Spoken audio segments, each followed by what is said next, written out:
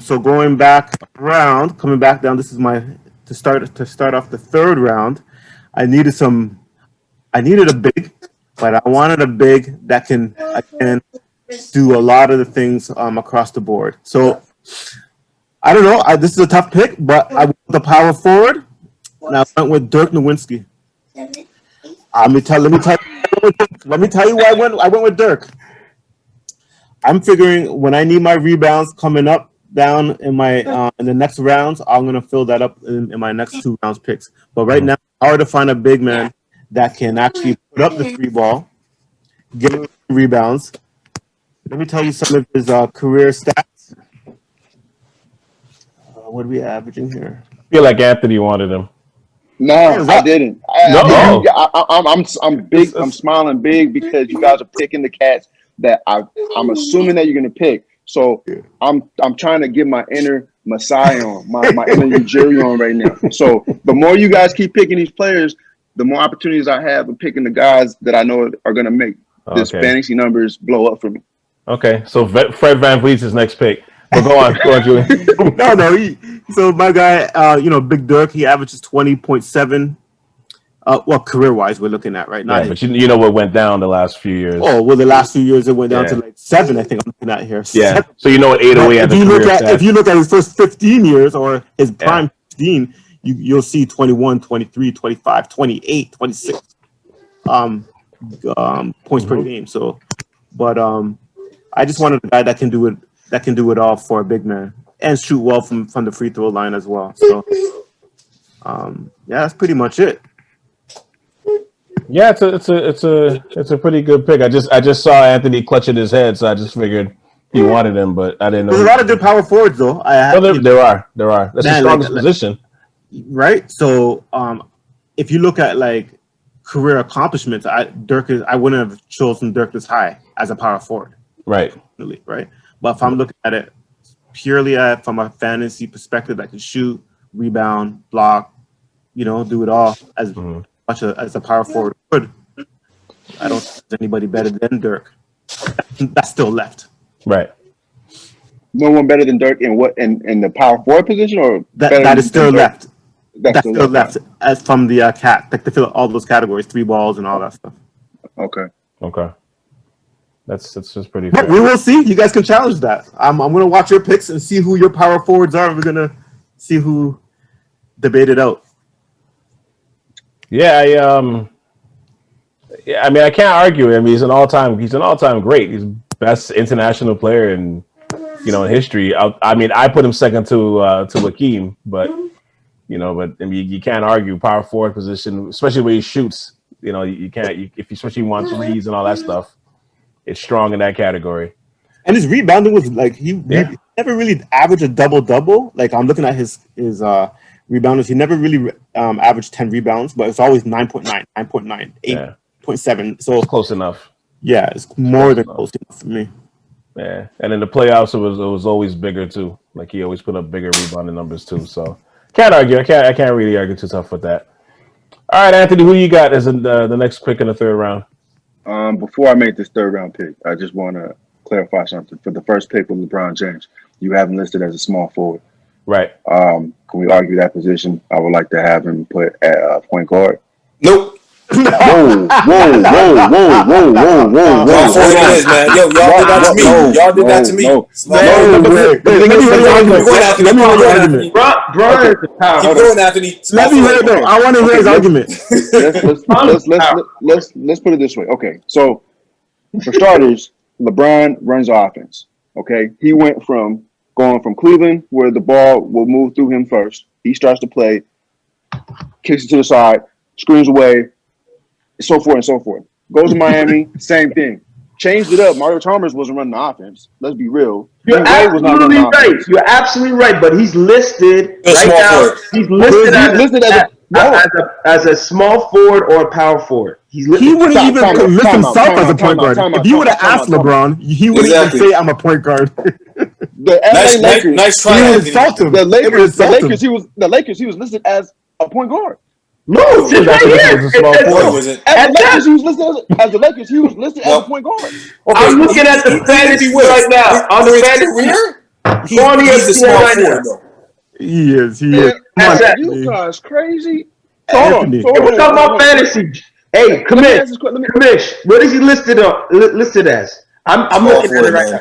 On the ESPN or Yahoo, they all list him as small forward. Yeah. now. Basketball Power reference. forward. all Yeah, of it. maybe- Yahoo has him as a SFPF. That's why I Yeah, said. I just And told you that too. ESPN has him as a SF.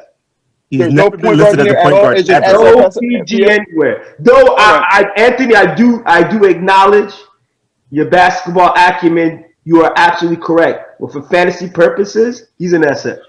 Look, we're trying to win, so no, you're not getting it. All right, that's cool. That's all right. That's all right. That's all right. I got one in the bag anyway. So my next pick is gonna be Charles Barkley. Okay. With Charles Barkley getting 22 points per game, rounding up 12 rebounds, rounding up 4 assists a game, field goal percentage 54%. Field goal 3-point range 26% might hurt me a bit. His free throw percentage 74. It's gonna hurt me a bit, but I feel like with the players I have coming next, I should be able to round that out. With steals per game, got 1.5, and then with blocks, it's not good, but I'm more so settled on the field goal percentage right now and points per game with the rebounds. He's a beast. And again, we're talking about power forward. He's listed as a power forward, but he ain't no power forward though, based on his size. So where are we going with this? Nah, you probably. He's always played power No, forward. He even Hold on, He's I'm never not- been called like a 6'5" power forward. I'm not saying he's not a power forward. He is a power forward. But in the league, position wise, he ain't no power forward. Let's be Nah, real. he So was a power what What we did you saying- just you just contradicted yourself in the same sentence? Power forward. No. Everyone knows he's a 6'5" power forward. He is. Yeah, 6'5". Dude, you ain't power talking to forward. soccer moms over here. You're talking about basketball. You're talking to basketball players. No, listen. He's a my power point, forward. hold on. My point exactly. So that when we're talking about LeBron James, he's not a point guard. You guys are out of your mind. But he's No, listed no, as a small No, forward. so We're talking about like I listed. said, so What now he's you listed as. so now you're going back to being listed. So if it's not listed, then what? Charles Barkley's listed as a power forward. Okay, that's what I said. But that's what I said. I said he is a power forward, but realistically, he's not really a power forward. That's what I'm saying. You think Okay, he's a I small understand forward? what you're So- trying to so what say. is he? I fully understand what What you're did he trying to play? say. What's that? What position did he play? He played the 4 position, but then we're looking at Phoenix He now. could play the 3 too. He could play the 3. But that's what I'm saying. Yeah. Based on the team he was playing with Phoenix, you had KJ, you had I don't know. I think they had a rookie starting. If Dumas. not, I could be wrong. That was the young boy, right? Dumas and I think Sabalos one time too. That's what I'm saying. Cedric Ceballos, and then you got Dan Marley. Then you got Barkley, and then who was the other one that couldn't even make layups? That guy was terrible. Barkley I always can't played. remember. He was called a 6'4", 6'5". He was a freak. The guy had a vertical, had a stomach, but the guy played power forward. Fair enough, man. I'm not going to argue the position. I'm just saying if we were coming down playing pickup or playing in a real game, and I had Kevin Garnett and Charles Barkley, and I was like, and they're trying to argue on what position they're playing. Listen, Barkley, you're playing small forward. KG, you're playing power forward. Why? Just a height difference. Everybody was Or you might put KG at the 5 and put Charles at the 4. KG, Oh. man, you love them 2000s, huh?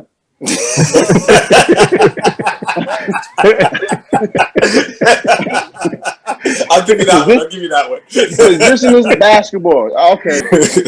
Yeah, so when you're looking at the stats, just to go back earlier with Larry Bird, you were saying like you were kind of surprised at the stats. I kind of forgot about Charles' stats, man. Me too, man. Holy smokes! Yeah, And I when you looked at it, I read was about like, the stats, I was kind of shaking my head like, Yo, I knew they called him the round mound or whatever, rebound, but I didn't know he averaged that amount of rebounds at that height. 12? Like 12 rebounds, it was his career average or something like that. and the thing that makes it crazy about Charles too, right? It's like it's not like he had like a 7-foot wingspan. You know, he always said too, like when he dunks, the reason why he used to cup the ball is because he couldn't palm the ball. So you're like, so he didn't have a crazy reach, he didn't have big hands, and yet he still dominated 7-footers. Like it made no sense, you know. Yo, Calvin, did your brother play Charles in college? No, never did. Somebody told me a great story about playing Charles Barkley in college. and they were like, and he was kind of like unknown out in Auburn, at least at that time, and they were surprised how this guy just killed them. I remember he told me that story. I remember hearing a story with Dominique, because they played in the same conference, the SEC. I think Dominique went to Georgia, I think. But when he was at he said when they were warming up, he said the first time he saw Charles Barkley, they were warming up, and he said he saw Charles Barkley in the line warming up. He said him and his teammates were laughing. They're like, "Yo, who's this chubby bastard? Shooting around. Is that the warm up guy?" Like they're laughing and stuff. And then they said they do the starting lineups and stuff. And when they went to the circle to do the tip off, and they saw Barkley walk into the circle, they said they busted out laughing on the court because they're like, "Yo, are you guys serious?" And then they said by about halftime, they were like, "Yo, what the hell is going on here?" So like he was just that much of a freak. It made no sense. Like he just, but he's known at this stage of his career as being more of like a clown on TV as he is as a fearsome power forward. You know what I mean? Yeah. So, no, I mean people that know ball know Charles Barkley was a real. You know what I mean? Mm-hmm. They know he's a real. Anyone that's probably 25 and under probably don't. Yeah, I mean, to this day, I mean, I still would like to get a pair of Barkleys, man. Like, I got a pair. Oh, those Barkleys were sharp though. Oh man, you got a pair? They're chunky and heavy as hell, man. Let me see it. I don't believe you. Let me see it. Where is it? Let me see it. Oh, you got to come through. You get to see them. You said in the vault, okay? All right, so I'm next. I'll make it. I won't even put no long story to it, man. I'll make it pretty simple. I'm gonna stick with the power forward position. I'm gonna go with Karl Malone. Yeah. Wow. Same thing, pretty similar stats. The guy gave you 25 and 10, almost 4 assists a game. He was very efficient. Right down to pretty much his end of his career, he was still producing. He's very durable. Like he barely misses any games. He's like y'all know he's a tank. He also gave you, like, underratedly for the power forward position, he gave you 1.5 steals a game for his career. Like he was great at that. I remember him, like, always, every time a big man would go and try to make a move on him, he was great at stripping the ball. And he always gave you like a block too at games, like just for his career. But like Karl Malone was a freak, man. Like he was a 6'9" bodybuilder, just like a runaway freight train on a fast break, and hit the mid-range shot. He was really good. So, and if you project it to like this era now, like he would probably be able to stick the 3. Because he has such a good outside shot. So I'm getting boards. He stuffs the stats pretty well. Like pretty much most of the categories pretty well. And I mean, and it's the 80s, 90s or whatever. So he wasn't, most power forwards weren't shooting 3s, but I mean, he still gave you like 27%. Which is, it's not bad. You know what I mean? Considering like he barely shot 3s. So I think that's the great aspect of it too. Any disputes? No. No. You can't dispute Karl. No, not at all, man. You can't take on that stats. Anything about him. I didn't like his game, like in terms of his. It just looked. There was nothing smooth about it, except for his jump shot. Don't get me wrong, his jump shot looks smooth, but there's no dispute or argument in terms of what he. Funny thing is the early Utah days, I enjoyed watching him play. Actually, he did. I didn't like. He used to dunk on people like viciously, man. Like it was crazy. Yo, but he would run through guys, people by like kneeing people, and with the off forearm in your throat, kind of dunk on people. It didn't look flashy to me, but that was the young me looking at the game and looking for flash, right? But I totally respect his game. Yeah, no. When he was younger, he was dunking on people like crazy, like that's. I know what I'm saying. I know, I agree. Yeah, and I, what you just talked about is what I underratedly liked about him too. That he was a big man, like he was vicious. He was kneeing guys. Don't you remember how he used to dunk? Just come up with the knee in your sternum, like and you do yourself a favor. YouTube him and David Robinson. The way he used to punk David Robinson. Like, everybody punked David Robinson. But it wasn't. No, not like that. Not like that. It wasn't right. It wasn't right. What he used got to do to Robinson. posterized a lot, man. Yo, but No, Carmelo, I'm not talking about posterized. I'm talking about the elbows. And there's a clip of him. I remember one time David Robinson went to go. I think he went to go post up David Robinson, and for no reason, this guy threw a vicious elbow right in the man's temple, knocked him out like laid him out on the court. Word? Laid him out on the court. Yeah, you got to Google that. Like, go YouTube that. Like, it's insane. Like, the stuff he used to do to David Robinson, just, it wasn't right, man. It wasn't right. Who's the next pick? I think you're next, Randall. Okay, so for my pick, I'm gonna go with a power forward, and I gotta go with big fundamentals. Tim Duncan. You know, I think that's just a solid pick right now for power forward that's left on the board. You know, got 19 points per game, over 10 rebounds. You know, 2.2 block shots, field goal percentages through the Yazoo. Decent free throw percentage as well. So, yeah. Yeah, he on his free throw game towards the end of his career. Like in the beginning, when he first came out, his free throw. He ended up pretty good in the 70s. Yeah, but he ended it nicely. Yeah. Yeah, you can't really argue. You can't really. No, argue you him. can't argue. And I think with him too, like his stats, probably just because he was so unselfish. That's the reason why his stats I find they're actually a little low, considering like he to me is like the best power forward ever. You know, but I think because he was so unselfish. You know, like, because I mean, realistically, like that guy in his prime was giving you like 20, 25 and 12 easy. You know what I mean? But once like the Ginobilis and the Parkers came, like he made sure they ate too. You know, so stat wise, fantasy wise, like, yeah, it's definitely, you can't argue the pick. But I feel like it actually could be, he's actually underrated. It could be higher. You know what I mean? Yeah, agreed. All right, Headley, who you got? Thank you guys for leaving this guy out of your, I guess, top 15. Incredible. I'm taking Hakeem Olajuwon as my center. Yeah. One of the only guys who's won MVP and Defensive Player of the Year. He's a stat stuffer. I mean, this guy runs like a deer, handles like a point guard. He can get just like Anthony Davis, where I think at the end of his career, he statistically wise would be one of the best. He gives you those numbers on the defense end when it comes to steals and blocks as well too. Shoots a good percentage both from the field goal and from the stripe, especially as for a center. I'm elated that he's dropped to the third round where I get him on the snake. What was I going to say?